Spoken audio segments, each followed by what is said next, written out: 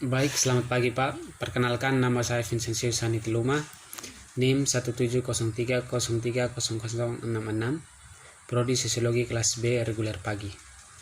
Baik, pada video kali ini saya akan membahas penjelasan saya terkait ujian sosiologi terapan dengan judul ROCP, yakni alat ukur terkait kapitalisme dan monetisasi virus corona. Baik, langsung saja. Yang pertama tentang ROCP. ROCP yakni Role, Opportunity, Capacity, Communication, Interest, Partisipasi, dan Ideologi. Adalah alat ukur untuk mengidentifikasi masalah sosial yang muncul akibat pemberlakuan peraturan yang dikembangkan oleh Anne Robert. Memahami masalah sosial, satu rangkaian perilaku berulang yang menimbulkan dampak negatif bagi manusia dan lingkungan fisik. Apakah masalah itu terjadi berulang atau sekali saja? Apakah masalah itu punya dampak negatif yang dapat dirasakan? Apakah masalah itu dibentuk oleh perilaku majemuk atau hanya satu perilaku tunggal? Masalah sosial perilaku negatif berulang-ulang, maka itu disebut sebagai masalah sosial. Membuktikan dampak negatif dengan memperhatikan gejala, menemukan perilaku bermasalah, merumuskan dugaan awal masalah, dan diuji dalam fakta empirik, membuat daftar kelompok yang rentan terhadap perilaku bermasalah. Pada pembahasan ini saya akan memakai analisis ROCP untuk memverifikasi kebenaran kapitalis dan monoteis. Saya kira tepat menyebut pandemi ini sebagai pemicu. Alih-alih dari krisis tajam di produksi, investasi, penyerapan tenaga kerja, dan pendapat dalam skala global. Saya yakin ketika pandemi berakhir, ekonomi arus utama dan politik otorisasi akan mengklaim bahwa krisis ini adalah krisis eksternal yang tidak terkait dengan kecamatan inheren dalam metode produksi dan struktur masyarakat kapitalis.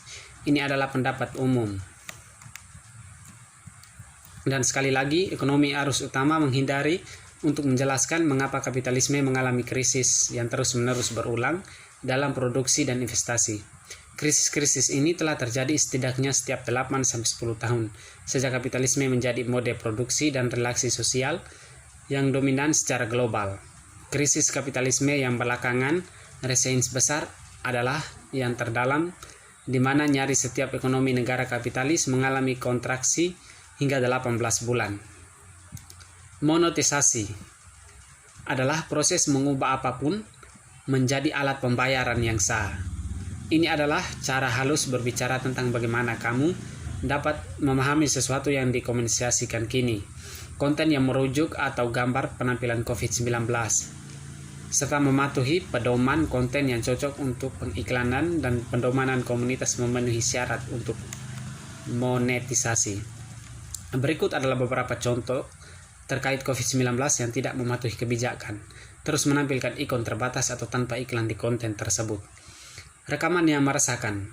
Rekaman yang menampilkan orang yang sedang menderita karena COVID-19, termasuk orang yang sakit di rumah sakit atau fasilitas perawatan kesehatan, terjadi secara berkesusahan. Tindakan langsung berupaya sanksi seperti pidana perdata administrasi, pemberian imbalan, dan pengubahan ideologi hanya bisa menghilangkan penyebab yang sering subjektif, yakni ideologi dan interest berhubungan dengan ROCP. Perangsang selalu tergoda menggunakan dan bersifat langsung solusi untuk memastikan efektivitas hukum. Jadi, untuk menilai perilaku bermasalah dalam masyarakat menggunakan teori ROCP adalah dengan membuat daftar kelompok tertentu untuk menilainya. Langkah-langkah yang dibuat dalam menyusunnya adalah menyusun solusi aktor dan perilaku, skema sebab akibat, solusi rincian ketemuan, perilaku-perilaku, menyusun dasar-dasar pedoman untuk pelaksanaan monitoring dan evaluasi yang akan terjadi.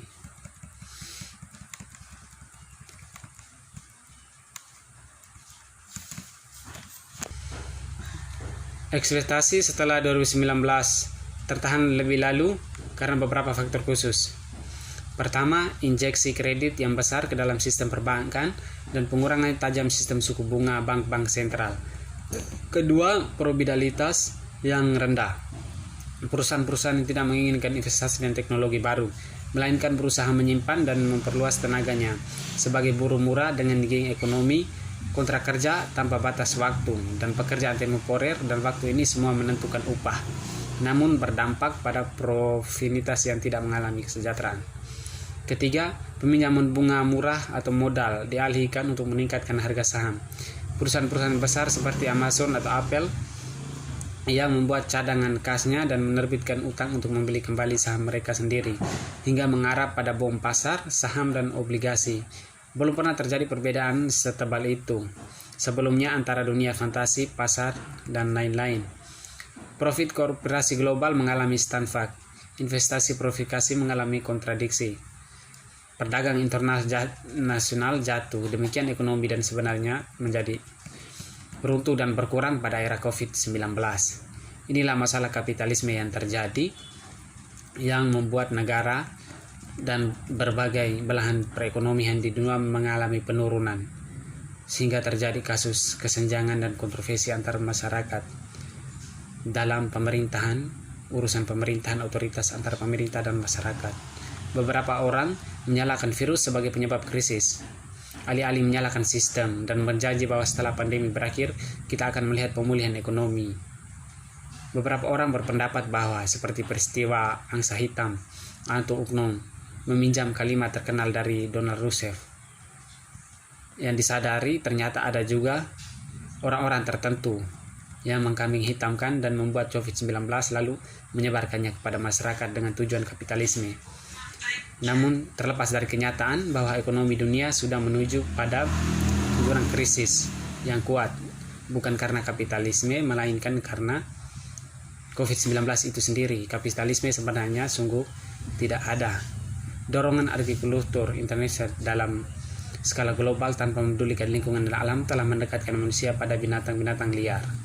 Banyak dari binatang membawa pengaruh itu kepada manusia, yakni virus yang ada pada tubuh binatang menyebar ke manusia, dan dari sesama manusia saling menyebarkan sehingga virus menyebar ke seluruh dunia. Pihak otoritas berharap pemulihan perekonomian akibat kasus ini dengan cepat dengan menangani pembuatan vaksin dan berhasil menyeimbangkan keadaan masyarakat dan serta perekonomiannya. Monetisasi merekam rekaman-rekaman yang dibuat dalam bentuk iklan terkait virus corona pada era ini harus mengikuti pola dan aturan pemerintahan yang ada jika diunggah dalam Facebook ataupun YouTube. Karena kalau tidak dapat mempengaruhi, menakutkan masyarakat, misalnya virus gambaran dan video yang dibuat di rumah sakit, yang ternyata padahal itu adalah bukan virus melainkan orang yang sakit demam biasa, namun dibuat dalam bentuk video dan disebarkan kepada YouTube dan masyarakat sekitar sehingga menakuti masyarakat yang ada. Hal itu akan merugikan masyarakat itu sendiri. Yang berikut adalah pasien yang dinyatakan COVID-19, namun sebenarnya bukan. Orang yang sakit di rumah sakit atau fasilitas perawatan kesehatan. Informasi medis yang salah, konten yang memberikan informasi yang salah mengenai masalah kesehatan terkait COVID-19.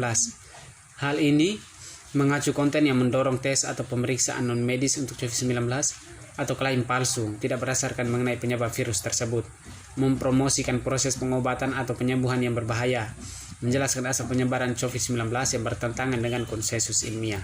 Contohnya, virus tersebut diciptakan oleh satu atau beberapa pemerintah senjata sebagai senjata biologis. Baru kejadian terbaru terjadi di Makassar dan di Surabaya serta Jogja, yang pasien yang kena penyakit lambung dimasukkan ke rumah sakit, pasien yang batuk biasa, tapi setelah bertemu dengan rumah sakit dinyatakan positif COVID-19, yang ternyata adalah bukan. Bupati Jogja, Bupati dan Wali Kota Surabaya menuntut rumah sakit akibat penyalahgunaan tes rapid terhadap masyarakat yang bukan virus corona dinyatakan virus corona, sehingga itu disidangkan dan dibuat dalam peraturan. Ini sangat berbahaya bagi masyarakat dengan salahnya penjelasan dari dokter terhadap masalah atau COVID yang berlaku mengenai setiap masyarakat yang ternyata bukan. Kesimpulannya, kapitalisme COVID-19 sebenarnya merupakan narasi semata yang tidak didukung oleh bukti kuat. Data yang mendakwa COVID-19 adalah sebagai alat pemerintah dalam menyebarluaskan imperialisme pemerintahan kapitalisme di seluruh dunia. Sebab fakta virus corona nyatanya adalah berevolusi secara biologis dari hewan ke manusia. Saran saya, kita jangan terlalu mudah mempercayai terhadap argumen atau pandangan tertentu yang menyatakan COVID-19 adalah rekayasa dan alat kapitalisme modern. Apalagi kita negara Indonesia yang mudah sekali percaya terhadap teori konspirasi yang di dalamnya mengandung propaganda dengan tujuan tertentu. Baik, terima kasih Pak, itulah pemahaman saya dan pendapat saya terkait COVID-19, kapitalisme, monetisasi, dan pasien-pasien yang bukan virus corona dinyatakan virus corona. Terima kasih.